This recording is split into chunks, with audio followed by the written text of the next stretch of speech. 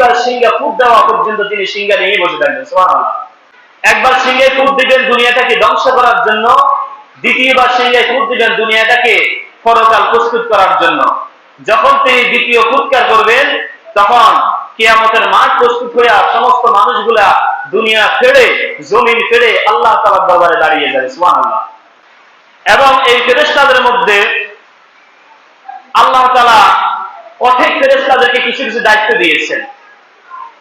এক নম্বর সবচেয়ে বড় ফেরেশতা হযরত জিবরীল আলাইহিস সালাম।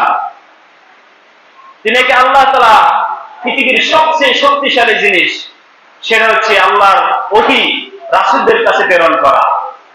আল্লাহ তাআলার ওহী রাসূলদের কাছে পৌঁছানোর দায়িত্ব আল্লাহ তাআলা জিবরীল আলাইহিস সালামকে দিয়েছেন। এবং নবীদের দুনিয়াতে যত বিপদ আপদ দেখাশোনা সবকিছু জিবরীল আলাইহিস সালামের দায়িত্বে হতো।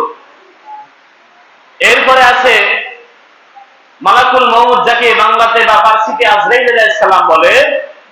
তিনার কাজ ছিল মানুষের জান কবজ করা। এরপরে মিকাইল এবং ইসরাফিল আলাইহিস সালাম। ইসরাফিল আলাইহিস সালামকে আল্লাহ তাআলা সৃষ্টির পর থেকে একটা দায়িত্ব দিয়ে বসিয়ে রেখেছেন, একটা সিংহা দায়িত্ব দিয়ে আল্লাহ তাআলা তিনাকে বসিয়ে রেখেছেন। আর তিনি কিয়ামত পর্যন্ত ওই দুইবার সিংহা ফুট দেওয়া পর্যন্ত তিনি সিংহা নিয়ে বসে থাকবেন। সুবহানাল্লাহ।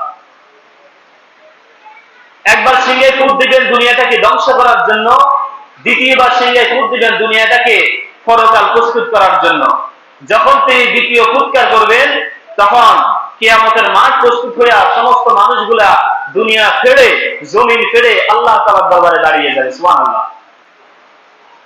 আর মিকাইল আলাইহিস সালামকে আল্লাহ তাআলা দুনিয়ার বৃষ্টি, পানি সম্পদ, এরপর উদ্ভিদ জগতের দায়িত্ব দিয়ে আল্লাহ তাআলা তিনাকে রেখেছেন।